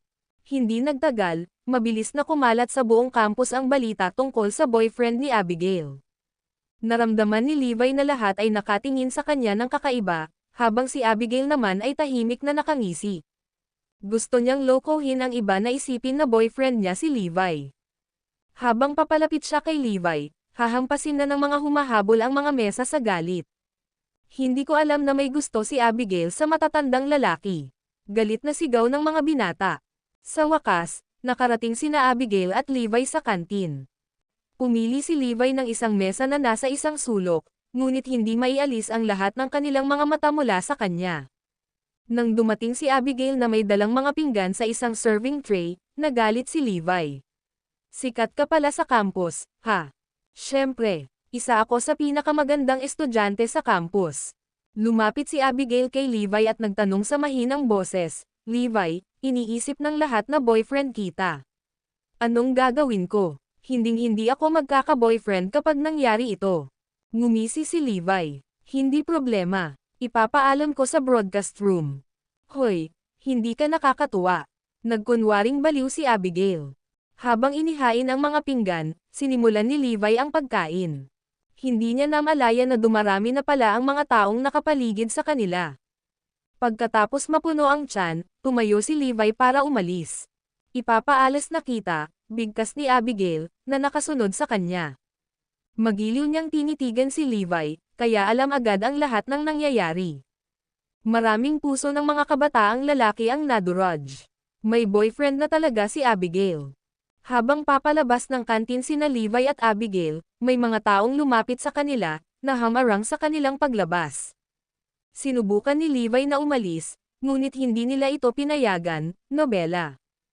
Ang mga taong ito ay nakasuot ng uniforme ng taekwondo, mukhang mabangis. Park Hung-tae, anong ginagawa mo? Galit na sigaw ni Abigail. Ang exchange student na ito mula sa Korea ay bihasa sa taekwondo, at siya ay isang mapagmataas na binata. Pinarusahan niya ang lahat ng batang lalaki na sinubukang makilala si Abigail. Hindi pinapansin si Abigail, pinandilatan ni Park Hung-tae si Levi, binabalaan siya sa basag na Ingles, akin si Abigail. Lumayo ka sa kanya. Ang video na ito ay edited by Herban TV. Kabanata 324. Nang marinig iyon, sumilay ang ngiti sa labi ni Levi. Ang pag-uugali ng exchange student ay nagpagalit sa kanya. Hindi sumang-ayon si Abigail at hiniling, Park Hung-tae, itigil mo na ang pagbubuga ng kalokohan. Kailan pa ako naging sayo? Ikaw ang girlfriend ko, Abigail. Alam ito ng lahat ng tao sa Universidad ng Northampton, masungit na sabi ni Park Hung-tae. Agad naman siyang pinalakpakan ng mga kaibigan niya sa Taekwondo Club. Ang iba ay galit na galit, ngunit hindi sila nang ahas na magsalita. Ang mga exchange student na ito ay mayabang, dahil naranasan nila ang ilang mga kasama sa campus. Si Park Hung-tae mismo ay may black belt sa Taekwondo, kaya walang nang ahas na saktan siya. Iwan mo na si Abigail ngayon, kung hindi, mapupunta ka sa isang malungkot na estado, sabi ni Park Hung-tae. Anong nangyayari? Sa sandaling iyon, biglang may tumunog na boses. Naglakad papunta sa kanila ang senior ni Abigail na si Kyle. Nakilala niya agad si Levi. Ang sabi sa kanya ng kanyang ama na si Levi Garrison ay isang malaking shot, na dapat niyang kaibiganin. Sa sandaling iyon, alam ni Kyle na dumating na ang kanyang pagkakataon. Ikaw, nagdilim ang mukha ni Park Hung-tae. Inimbestigahan na niya ang mga humahabol kay Abigail, at ang pinakamalakas niyang kalaban ay ang lalaking ito, si Kyle Jarvis. Park Hung-tae, kaibigan ko ito. Huwag magdulot ng eksena, anunsyo ni Kyle habang nasa bulsa ang mga kamay. Sino ka para utusan ako? Walang inaasahan na si Park Hung-tae ay magmumura ng biglaan. Maging si Kyle ay natulala. Dati, iginagalang ako ni Park Hung-tae. Anong nangyari sa kanya ngayon? Wala siyang kamalay-malay na ama ni Park Hung-tae na si Park Guk-chang ay nakakuha ng suporta ni Winston, kaya lalong naging mabait ang kanyang anak. Park Hung-tae, anong ibig mong sabihin? Nagmamatigas ka ba ngayon? Napasigaw si Kyle sa galit. Pinahiya mo ako sa harap ni Levi. Ha, kailangan ko bang ipakita sa iyo ang paggalang? Erudian monkey ka. Inabot ni Park Hung-tae ang pisngi ni Kyle. Di **** ito. Bumagsak ang mukha ni Kyle habang hinuhubad ang kanyang sando, handang lumaban. Dapat turuan ko siya ng leksyon ngayon. Gusto mo makipag-away sa akin? Mabuti. Tuwang-tuwa si Park Hong-tae. Habang ang dalawang sikat na estudyante sa universidad ay malapit ng mag-away, isang napakalaking tao ang nabuo sa kanilang paligid. Kailangan kong manalo sa laban na ito. Umungol si Kyle at sumugod sa kanyang kalaban na parang isang mabangis na tigre, na bumubuo ng isang malakas na puwersa. Habang sumusugod si Kyle sa kanya, isang nakamamatay na kislap ang sumilay sa mga mata ni Park Hong-tae. Thud. Bahagya siyang gumalaw para maiwasan ang atake ni Kyle bago siya binigyan ng isang malakas na sipa. Agad na napaatras si Kyle ng ilang metro. Pagkalapag niya sa lupa, napaungol siya, hindi na muling makabangon. Napabuntong hininga ang lahat. Bata pa lang si Kyle ay natutong makipagbuno, at magaling siya dito. Gayunpaman, hindi man lang niya kinaya ang suntok ni Park Hong-tae. Gaano kaya kalakas si Park Hong-tae? Tuwang-tuwa, inilibot ni Park Hong-tae ang kanyang tingin sa karamihan. Ganito ba lumalaban ang mga Erudian? Anong load ng crap? Kung ikukumpara sa taekwondo ni Kirea, ito ay walang iba kundi basura. Lalagyan ng nobela. Basura ang Erudian Wrestling. Nabalitaan ko na eksperto si Kyle sa wrestling, pero wala siyang silbi. Tama iyan. Ang Erudian Wrestling ay tila pambihira sa mga pelikula, ngunit talagang walang silbi sa katotohanan. Tuloy-tuloy ang pangungutya ng mga miyembro ng Taekwondo Club. Napangiti si Park Hong-tae, basura ang Erudian Wrestling. Ngayon, ako, si Park Hong-tae, ay tinatanggap ang sinumang hindi sumasang-ayon na labanan ako. Walang rules, kaya kung nasaktan ka, wala itong kinalaman sa akin. Nalalapat din ito sa kabilang banda. Ang video na ito ay edited by Herban TV. Kabanata 325. Natahimik ang karamihan, at walang nang ahas na tumingin sa kanya. Nakangiting idineklara ni Park Hong-tae, walang gustong tanggapin ang hamon ko. Wala bang nang ahas na patunayan ang iyong Erudian Wrestling? Ang daming talunan. Walang awa niyang tinuya ang mga Erudian sa harap ng kanilang mga mukha. Sino sa lupa ang makatiis niyan? Gayunpaman, ang lahat ay walang magawa. Pati si Kyle na isang eksperto ay natalo pa, ano kaya ang mangyayari sa iba sa kanila? Ang mga naglakas loob na tanggapin ang kanyang hamon ay naghahanap ng kamatayan. Sa oras na iyon, lahat ng nakakilala sa mapait na ngiti ni Park Hong-tae ay nagmamadaling ibinaba ang kanilang mga ulo sa gulat. Hahaha, walang sino man sa Erudia ang magpapatunay na gumagana ang Erudian Wrestling. Nakakadismaya, ang iyong bansa ay humihina. Para magpakitang gilas sa harap ni Abigail, tahasang pinukaw ni Park Hong-tae ang buong bansa. Sa mahinang boses, tinanong ni Abigail, Levi, ganoon ba siya kagaling? Nakangiting sagot ni Levi, siya ay walang iba kundi isang langgam. 5 taon na ang nakalilipas, nakita si Levi ng maraming lalaking tulad nito sa larangan ng digmaan. Ang mga sundalong Kirin ang pinakamasama sa kanilang lahat. Sa sandaling iyon, binaling ni Park Hong-tae ang matalim na tingin kay Levi. Anong mali? Gusto mo ba akong hamanin? Habang nakatayo si Levi sa tabi ni Abigail, gusto niyang turuan siya ng leksyon sa simula pa lang. Walang sinabi si Levi habang naglalakad papunta kay Park Hong-tae. Natuwa ang binata. Haha, malaki. Sa wakas, may handang hamanin ako. Habang nakatitig siya kay Levi, na tumatakbo, maraming paraan para pahirapan si Levi na lumitaw sa kanyang isipan. Soon, ipapakita ko kay Abigail kung ano ang tunay na lalaki. Sa isang kisap mata, wala pang 5 metro ang layo ni Levi kay Park Hong-tae. Iniabot ni Levi ang kanang kamao. Basura, what an idiot, panunuyan ni Park Hong-tae. Sa kanya, punong-puno ng kapintasan ang suntok ni Levi. Inabot niya para harangan ang suntok ng likas. Gayunpaman, sa sandaling iyon niya si Levi, ang kanyang ekspresyon ay nagbago ng husto. Mas mabilis ang kamao ni Levi kaysa sa inaasahan niya at lalong lumaki sa kanyang mga mata. Thud. Dama po ang malakas na suntok sa mukha ni Park Hong-rae habang siya ay lumipad pabalik na parang sirang papel. Isang bumulwak ng dugo ang lumipad sa hangin, kasama ang ilan sa kanyang mga ngipin. Ang suntok ay nagtapon sa kanya ng 12 dosenang metro ang layo. Bumagsak si Park Hong-tae sa dalawang puno bago siya tuluyang bumagsak sa lupa. Ugh! Napasigaw si Park Hong-tae sa matinding paghihirap, habang gamulong-gulong siya sa lupa sa sakit. Young man, you can't insult a Rudy in wrestling, saway sa kanya ni Levi bago umalis kasama si Abigail. Namayani ang katahimikan. Walang inaasahan na ang Diablo ay nagkatawang tao, si Park Hong-tae ay mapupunta sa ganoong sitwasyon. Isang beses lang siyang sinuntok ni Levi, pero nasaktan siya ng husto. Ngayon, parang itinapon sa basurahan ang taekwondo. Kumalat ang balita na parang apoy. Sa sandaling iyon, sa bagong kumpanya ni Zoe sa Union Square. Tinatalakay ni Zoe ang pakikipagtulungan niya kay Park Buk-chang. Pagkatapos na magkaroon ng foothold sa Northampton, sinuri ni Park Buk-chang ang merkado. Bago nagsimula ang kumpanya ni Zoe ay may malaking potensyal at magiging perpektong kasosyo para sa kanya. Sa sandaling ito, nakatanggap siya ng tawag sa telepono. Ano? Nasa ospital ang anak ko dahil may bumugbog sa kanya. Nagdilim ang ekspresyon ni Park Buk-chang. Ah, okay ka lang ba, Mr. Park? Tanong ni Zoe. Ms. Lopez, kailangan ko nang umalis. Ang aking anak ay nabugbog, at nasa ospital siya ngayon.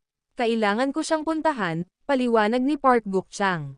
Hayaan mo akong sumama sa iyo, tugon ni Zoe, dahil ang pagtutulungan nila ay sumalubong sa kanya. Oo naman. Hindi nagtagal ay nakarating na sila sa ospital, lalagyan ng nobela. Sino ang gumawa nito sa iyo? Hinimok ni Park Buk-chang. Isang lalaking nagngangalang Levi Garrison. Ano? Levi Garrison. Bumagsak ang mukha ni Zoe. Ang video na ito ay edited by Urban TV. Kabanata 326. Tanong ni Park Buk-chang, kilala mo ba siya? Siya ang asawa ko, matapat na sagot ni Zoe. Ha? Anong coincidence? Ginawa ito ng asawa mo sa anak ko. Paano? Galit na galit si Park Buk-chang. Ipinakita ng medikal na ulat na si Park Hong-tae ay nagtamo ng maraming fracture, kabilang ang facial fractures. Ang suntok ay nag-iwan sa kanya ng isang walang magawang pagkawasak. Maswerte siyang nakaligtas. Isipin mo kung paano mo dapat ayusin ang usaping ito. Humihingi ako ng paliwanag. Ako ay magiging tapat sa iyo. Ang pinakamayamang tao, si Winston, ang aking tagapagtaguyod. Itutuloy ko ang bagay na ito. Nasa ambot ni Park Buk-chang sa mabagsik na tono. Naglakad si Zoe sa isang tahimik na lugar at tinawagan si Levi. Alam mo bang may problema ka? Nagulat si Levi. Ha? May problema ba ako? May sinuntok ka ba? Bulalas ni Zoe. Oo, ginawa ko. Ngunit ito ay isang mapagkaibigang kompetisyon. Sabi ng kabilang partido, kung nasaktan siya, wala itong kinalaman sa akin, sagot ni Levi. Ugh, bakit ang hilig mong pumasok sa gulo? Nasa malalim ka na ngayon. Sa sobrang galit ni Zoe ay ibinaba niya ang tawag, lalagyan ng nobela. Bumalik siya kay Park Buk-chang. Ginoo, Park, gagawin namin ang buong responsibilidad para dito. Umaasa ako na maaayos natin ito sa labas ng korte. Babayaran namin ang bayad sa ospital at babayaran ka. Sinaman siya ng tingin ni Park Buk-chang. Hindi ako magiging madali sa iyo. Tanong ni Zoe, kung gayon, ano ang gusto mong gawin ko? Madali, dapat doble ang paghihirap ng asawa mo kaysa sa anak ko. 12 tadyang ang nabali ng anak ko, kaya kailangang baliin ng asawa mo ang 24 na tadyang. Ganoon din sa iba pang mga pinsala. Kung gayon, sa akin matulog ka ng isang gabi. I will stop pursuing this matter if you agree, mungkahi ni Park Buk-chang. Unang kita pa lang niya kay Zoe ay naakit na siya sa kagandahan nito. Ito ay ang perpektong pagkakataon para sa kanya upang puntos sa kanya. Hindi, sabay tanggi ni Zoe, pinipilit kong bayaran ka. We can pay any amount that you demand, she uttered. Ngumisi si Park Buk-chang, compensation. Sa tingin mo ba kailangan ko ng pera? Kailangan mong maglaro sa aking mga patakaran. Kung hindi ka pumayag, hihilingin ko sa pamilya Gonzales na kausapin ka. Isang malamig na kislap ang sumilay sa mga mata ni Park Buk-chang. Nagdilim ang mukha ni Zoe, habang ang puso niya ay nababalisa. Halatang pinipilit siya ni Park Buk-chang na sumuko sa pamamagitan ng pagbabante sa kanya kasama ang pamilya Gonzales. Kung ang pinakamaraming pamilya sa paligid ay nakialam sa bagay na ito, sila ay nasa matinding problema. Gayunpaman, kung ito ay dadalhin sa korte, si Levi ay makukulong ng ilang taon. Kung aayusin nila ito sa labas ng korte, sisiguraduhin ng pamilya Gonzales na mapaparusahan si Levi ng 2 beses at maaabuso rin siya. Kung ikukumpara sa pamilya Gonzales, wala sila. Bibigyan kita ng ilang oras para pag-isipan ito, sabi ni Park Guk-chang. Pagkalabas ng ospital, si Park Guk-chang ay sumugod sa bahay ng pamilya Gonzales para humingi ng tulong kay Winston. Ginoo Gonzales, ikaw ba ang pinakamakapangyarihang tao sa Northampton? Tanong ni Park Guk-chang. Bumagsak ang mukha ni Winston sa pag-amin niya, oo, ako nga. Kinatatakutan ako ng lahat sa Northampton. Ngunit sinalakay ang aking anak matapos banggitin ang iyong pangalan. Nakahiga siya ngayon sa ICU, reklamo ni Park Guk-chang. Ano? Binanggit niya ang pangalan ko pero sinaktan siya. Biglang tumayo si Winston. Walang sino man sa Northampton ang nang-ahas na bastyusan siya. Ipinakita sa kanya ni Park Guk-chang ang medikal na ulat at ipinaliwanag sa madaling sabi ng insidente kay Winston. Nakakatawa. How dare he saktan ang isang tao sa ilalim ng proteksyon ko? Nagalit si Winston. Ang video na ito ay edited by Herban TV. Kabanata 327. Ganon din ang reaksyon ng iba pang miyembro ng pamilya Gonzales, lalagyan ng nobela. Napakahalaga sa kanila ng reputasyon ng kanilang pamilya. Sabihin mo sa akin, sino ang salarin? Sisiguraduhin kong magbabayad siya sa ginawa niya. Galit na galit si Winston. Pumayag lang siya na protektahan si Park Guk-chang, kaya kailangan niyang tuparin ang kanyang pangako. Ang pangalan ng lalaki ay si Levi Garrison, tapat na sinabi sa kanya ni Park Guk-chang. Ano? Levi Garrison. Nang marinig ang pamilyar na pangalan, nakikita si Winston at ang iba pa. Namangha si Park Guk-chang. Anong mali? Siya ba ay isang mahirap na target? Hindi, siya ay isang taong kinasusuklaman nating lahat. Ibinunyag ni Una kay Park Guk-chang ang mga nakaraang insidente. Isang malamig na tawa ang pinakawalan ni Park Guk-chang. Itong Levi ay walang iba kundi basura. Nakayakap siya sa kanyang hipag sa publiko. Gusto ng anak ko ang kanyang hipag. May sinabi siya sa kanila at sinaktan siya. Hindi rin umubra ang pagbanggit sa pamilya mo. How dare he look down on our family? Nagalit si Winston. Bugbugin pa niya ang anak mo. Sisiguraduhin kong magbabayad siya sa ginawa niya. Tuwang-tuwa si Park Guk-chang. Lumalabas na napakaraming tao ang napupuot kay Levi, kasama na ang pamilya Gonzales. Magandang balita yan. Sa suporta ng pamilya Gonzales, ipaghihiganti ko ang anak ko at matutulog ako kay Zoe. Sabihin mo kay Luke na puntahan ako, mahigpit na utos ni Winston. Hindi nagtagal, dumating ang security team leader ng pamilya Gonzales na si Luke Gonzales. Si Luke ay isang retiradong mersenaryo, at siya ay isang bihasang manlalaban. Kilala siya bilang naglalaban sa Northampton. Kahit ang Diyos ng digmaan, hindi siya kayang talunin ng mga nasasakupan ni Liam Macy. Kaya naman, si Luke ang trump card ni Winston. Luke, samahan mo si Mr. Park na makipagkita kay Levi at sabihin sa kanya kung ano ang dapat niyang gawin. Sabihin mong utos ni Winston Gonzales. Anunsyo ni Winston. Opo, Ginoo. Isang nagbabantang kislap ang sumilay sa mga mata ni Luke. Kinagabihan, pag-uwi ni Levi, napag-alitan siya ng galit na si Zoe. Malalim ang problema mo. Si Park Guk-chang ay sinusuportahan ni Winston. Paano natin siya lalabanan? Tsaka bakit mo siya binugbog? Baliw ka ba? Angal ni Zoe. Zoe, nagkakamali ka. Si Park Hong-tae ang nagpagulo. Sinabi niya na ito ay isang mapagkaibigan na kompetisyon at kung siya ay nasaktan, ito ay walang kinalaman sa amin. At saka, sinaktan din niya ang senior ko. Paliwanag ni Abigail sa kanya. Oo, baka sinabi niya iyon, pero iba na ngayon dahil nasaktan siya. Mukhang masama pa rin ang loob ni Zoe. Saktong may kumatok sa pinto. Pagbukas ng pinto ay nakita nila si Park Guk-chang kasama si Luke at ang mga tauhan nito. Kayo pala sina Zoe at Levi ha. Ako si Luke Gonzales, dito sa utos ni Mr. Gonzales. Bago ang hating gabi, sayang 12, kung pumunta kayong dalawa sa Lafitte Mansion para tanggapin ang inyong parusa, hahayaan ka niya. Kung hindi, gagawin ng pamilya Gonzales ang lahat ng aming makakaya para parusahan ka. Pananakot ni Luke. Oo, dapat mong bayaran ang presyo. Sigaw ni Park Guk-chang. Nagkamali ka. Ang iyong anak ang nagsimula nito. Sinabi niya na ito ay isang mapagkaibigang kompetisyon at masarap masaktan. Ipinagtanggol sila ni Abigail. Clap-clap. Pinalakpakan ni Park Guk-chang ang kanyang mga kamay. Agad namang sumulpat sa likod niya ang 12-12 ng mga kaibigan niya. Hindi. Nakayakap si Levi kay Abigail sa campus. Nakita sila ni Park Hong-tae at gusto nilang pigilan, ngunit binugbog siya ni Levi. Oo, si Levi ang nagsimula nito. Narinig ko ito sa sarili kong mga tenga. Patuloy silang iniinsulto ni Levi, na sinasabing basura ang taekwondo. Natigilan si Abigail. How dare they twist the facts? Ang video na ito ay edited by Herban TV. Kabanata 328. Kalokohan. Sinimulan muna ni Park Hong-tae na insultuhan si Erudia. Bilang mga Erudian, nasaan ang iyong konsensya? Nakalimutan mo ba kung paano niya iniinsulto ang ating bansa ngayong umaga? Sigaw ni Abigail. Ang mga estudyanteng ito ay nanigas, ngunit mabilis na sumagot, ha? Siya ba? Hindi. Hindi niya ginawa.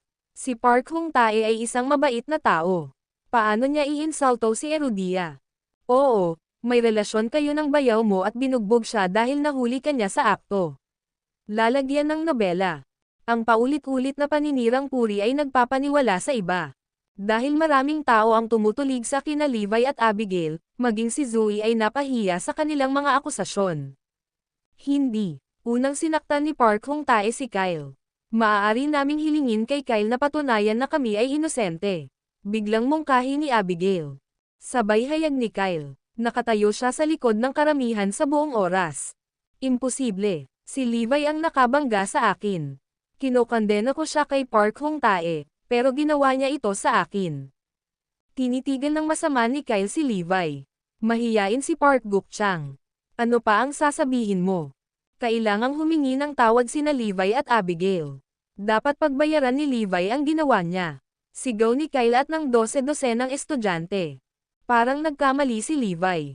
Sa pagitan ng pamilya Gonzales at Levi, pinili ni Kyle ang pamilya Gonzales. Kulog, agad nilang naintindihan kung ano ang nangyayari. Inayos ng pamilya Gonzales at Park Guk-chang ang lahat. Gaano man kayamanan ang pamilya ni Kyle, hindi siya nang ahas na labanan ang pamilya Gonzales. Itinulak nila ang sisi kina Abigail at Levi, gamit ang impluwensya ng pamilya Gonzales para baluktutin ang katotohanan. Nakaramdam si Levi ng panginginig sa kanyang dibdib sa nakitang iyon. Nasaan ang kanilang mga konsensya? Noon, nang ininsulto ni Park Hong-tae si Erudia, lahat ay sangkot. Nang kumilos ako, nag-cheer sila sa akin. Pero ngayon, tinatalikuran na nila ako sa pag-frame ko. Well, nakaka-disappoint naman. Alam ni Abigail kung bakit handang gumawa ng perjury ang mga estudyanteng ito. Bukod sa pamimilit ng pamilya Gonzales at Park Guk-chang, si Park Hong-tae ay isang exchange student, kaya wala silang choice kundi gawin ito. Kung sinaktan nila ang mga exchange students, sila ay itatakwil ng ibang mga estudyante, dahil ang mga exchange students ay nagtatamasa ng mataas na katayuan sa campus. Sa sandaling iyon, sumugod ang pamilya Lopez matapos marinig ang balita. Pati si Iris na kapitbahay, dumating. Matapos marinig ang mga pahayag, nagsimula silang maglabas ng mga akusasyon. Tama ako, walang iba si Levi kundi isang hayop. Nagkikimkam siya ng masasamang pag-iisip para sa aking hipag, at ngayon, kasama niya ang isa pa niyang hipag. Na-offend pa niya ang pamilya Gonzales. Dead meat siya for sure. Iminumungkahi ko kay Zoe na hiwalayan siya sa lalong madaling panahon. Nagsalita si Fabian at ang iba pa. Maging si Iris ay mukhang galit na galit. Bakit mo siya binugbog ng walang dahilan? Nasa matinding problema ka ngayon, dahil sa pananakit mo sa pamilya Gonzales. Hindi pa ba sapat sa'yo si Zoe? Bakit mo niligawan si Abigail? Sa katunayan, sina Levi at Abigail ay hindi makapagsalita. Sa pagkakataong ito, nagkaroon ng ganap na kalamangan si Park Guk-chang at ang pamilya Gonzales. Sa pagkakaalam ko, si Park Hong-tae ay may hawak na black belt sa taekwondo. Dapat magaling ka sa pakikipaglaban ha. Bakit hindi tayo mag-away? Tinitigan ni Luke si Levi na tila interesado sa kanya. Ano? Ikaw si Luke Gonzales, ano ang gustong manlalaban sa Northampton? Biglang nagbago ang ekspresyon ni Harry at ng iba. Narinig na nila ang tungkol sa lalaking ito. Karaniwan, umiiwas siya sa mga maliliit na bagay. Gayunpaman, kung kikilos siya, madalas niyang pilayin o papatayin ang kanyang kalaban. Tapos na si Levi. Siya ay screwed. Tandaan, pumunta ka kay Mr. Park bago mag-alas 12, sa hating gabi. Kung hindi ka magpapakita, lahat ng naririto ay dapat maghanda para magduse sa galit ng pamilya Gonzales. Ang video na ito ay edited by Herban TV. Kabanata 329. Umalis ka agad si Luke pagkatapos silang bigyan ng babala. Bago umalis si Park Guk-chang, sinundan niya ng ngiti si Zoe. Kailangan ko siyang matulog kahit anong mangyari. Pagkaalis ni Luke at ng kanyang mga tauhan, nagsimulang magmura ang pamilya Lopez. Dinala sila ni Levi sa kaguluhang ito sa pamamagitan ng pananakit sa pinakamayamang pamilyang Gonzales. Walang sino man ang kayang manakit sa kanila. Bilis, puntahan mo siya ngayon. Ang udyok ng mga Lopez. Humahagulgol si Caitlin. Bakit hindi ka tumigil sa pag-imbita ng gulo? Sa wakas, maayos na ang pamumuhay namin, ngunit kailangan mong gawin ito sa amin. Napabuntong hininga si Aaron, bakit mo bigla ang nasaktan ang pamilya Gonzales? Dapat kang pumunta para sa kapakanan ni Zoe. Sabi ni Iris sa kanya. Gayunpaman, tumanggi si Zoe na umalis si Levi. Hindi. Kung pupunta ka, bububugan ka nila. Levi, kung ikaw ay isang lalaki, dapat mong pasanin ang responsibilidad para sa iyong sariling mga aksyon. Saway ni Iris, Harry, at ng iba pa. Sige, alis na ako, sang-ayon ni Levi. Sasama ako sa iyo. Tumayo si Zoe.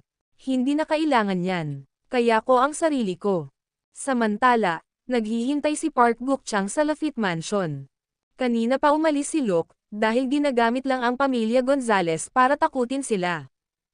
Sa wakas, sayang 12, dumating si Levi Markang Paiwa.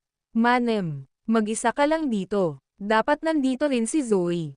Napangiti si Park Guk-chang. Sa suporta ng pamilya Gonzales, sigurado siyang makukuha niya si Zoe sa lalong madaling panahon. Nang makita si Levi, pinalibutan agad siya ng mga tauhan ni Park Guk-chang. Sa kanilang pagtataka, hindi man lang kinabahan si Levi. Sumampa siya sa sofa at nagsindi ng sigarilyo. Nagulat si Park Guk-chang sa kanyang kalmadong kilo. Ano ang ginagawa niya? Si Winston Gonzales ang iyong tagapagtaguyod, di ba? Tanong ni Levi. How dare you address Mr. Gonzales sa ganoong paraan? Umungol si Park Guk-chang. Nakangiting sagot ni Levi, Winston Gonzales. Isa lang siyang biktima sa akin. Ano? How dare you insult him? Si Park Guk-chang at ang kanyang mga tauhan ay hindi makapaniwala. So paano kung insultuhan ko siya? Kaya ko rin siyang bugbugin. Naninigarilyo si Levi habang mahinahong sinabi sa kanila. Ano? Ang lakas ng loob mo. Ngayon, tutulungan ko si Mr. Gonzales na parusahan ka. Talunin ang kalokohan sa kanya. Galit na tanong ni Park Guk-chang. Sabay-sabay na sumugod ang 12 ng lalaki kay Levi. Bang! Gayunpaman, sa sandaling iyon, bumukas ang pinto ng napakalakas. 12 ng mga mersenaryo na may iba't ibang kulay ng balat ang sumugod sa mansyon. Kaluskos, kaluskos. Napakahusay ng pangkat ng mga mersenaryo na pinamumunuan ni James, kaya natalo ang mga tauhan ni Park Guk-chang nang wala sa oras. Siya rin. Tinuro ni Levi si Park Guk-chang. Lumapit si James kay Park Guk-chang at hinawakan ang kwelyo nito para bang isang maliit na sisiw. Pumalakpak. Sinuntok niya si Park Guk-chang ng napakalakas kaya bumulwak ang dugo mula sa kanya.